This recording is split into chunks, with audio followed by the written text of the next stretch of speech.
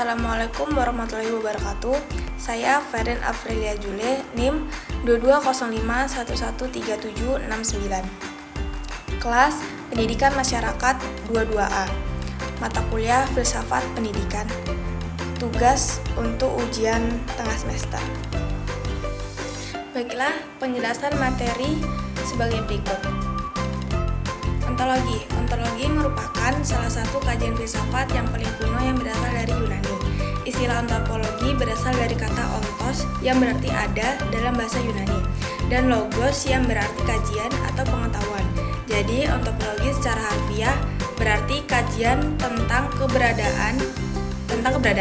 Jadi studi tersebut membahas tentang keberadaan sesuatu yang bersifat konkret. Ontologi adalah ilmu pengetahuan yang meneliti segala sesuatu yang ada. Ontologi merupakan asas dalam menetapkan batas ruang lingkup wujud yang menjadi objek penelaah serta penafsiran tentang hakikat realitas atau metafisika. Filsafat ontologi adalah cabang dalam filsafat yang mempelajari tentang entitas atau kategori yang ada dalam dunia serta hubungan dan sifat-sifat dasar dari entitas tersebut. Ruang lingkup filsafat ontologi mencakup berbagai pertanyaan dan konsep tentang keberadaan, entitas, dan hubungan di dalamnya. Ruang lingkup ontologi sangat luas dan melibatkan diskusi yang mendalam tentang hakikat, eksistensi, dan struktur dasar dari alam semesta. Dengan demikian, filsafat ontologi memberikan landasan penting bagi pemahaman filosofis tentang keberadaan dan makna eksistensi. Contoh ontologi yang dapat dijelaskan antara lain, yang pertama ada ontologi dunia perkasa, yang berisi informasi tentang perkasa, suku bangsa, dan keluarga. Yang kedua, ontologi dunia pendidikan, yang berisi informasi tentang pendidikan karyawan, dan pendidikan kuliah.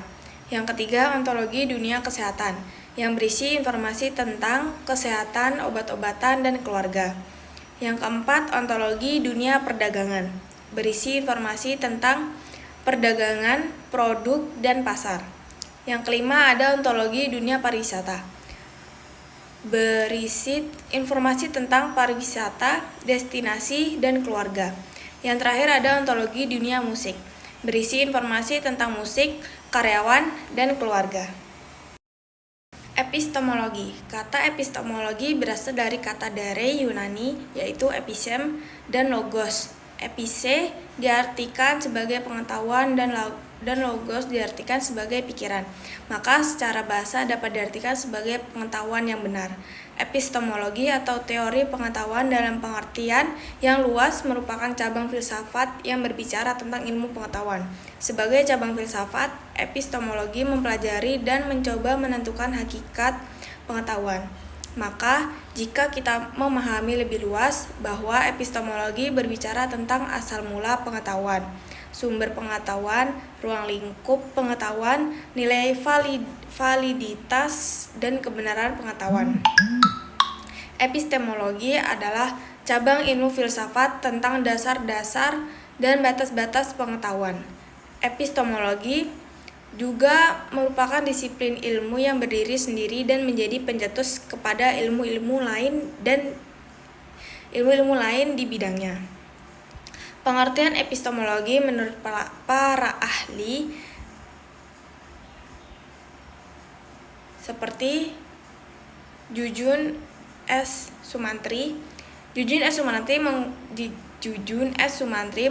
mengungkapkan pendapatnya bahwa arti dari epistemologi merupakan cara berpikir manusia dalam menentukan dan juga mendapatkan ilmu dengan menggunakan berbagai kemampuan yang tertanam di dalam diri seseorang.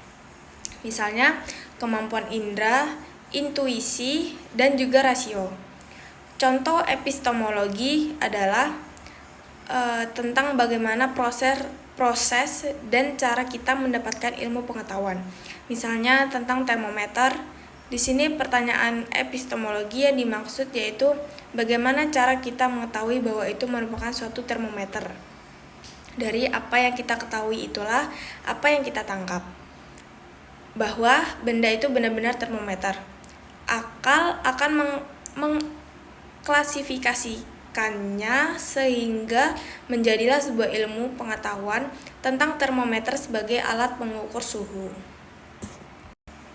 Aksiologi adalah cabang filsafat yang berfokus pada penelitian dan pemahaman nilai-nilai dalam kehidupan sehari-hari. Ini mirip dengan mencari tahu apa yang kita anggap penting dan berharga dalam hidup kita. Misalnya ketika kita memutuskan bahwa kejujuran, kasih sayang, atau keadilan adalah hal-hal yang kita hargai, itu adalah bagian dari aksiologi.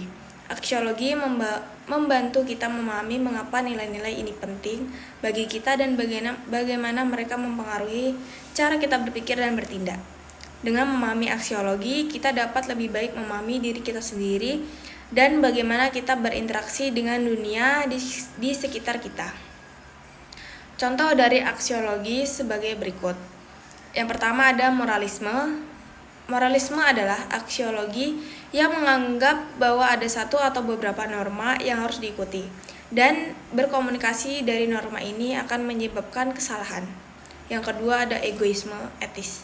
Egoisme etis adalah aksiologi yang menganggap bahwa individu harus memilih tindakan yang membenefitkan dirinya sendiri, meskipun itu mungkin tidak membenefitkan orang lain. Yang ketiga ada altruisme etis. Altruisme etis adalah aksiologi yang berasumsi bahwa individu harus memilih tindakan yang bermanfaat bagi orang lain, meskipun itu mungkin tidak menguntungkan dirinya sendiri. Yang keempat ada utilitarianisme. Utilitarianisme adalah aksiologi yang menganggap bahwa individu harus memilih tindakan yang menghasilkan kebahagiaan maksimal untuk semakin banyak untuk orang. Yang kelima ada deontologi.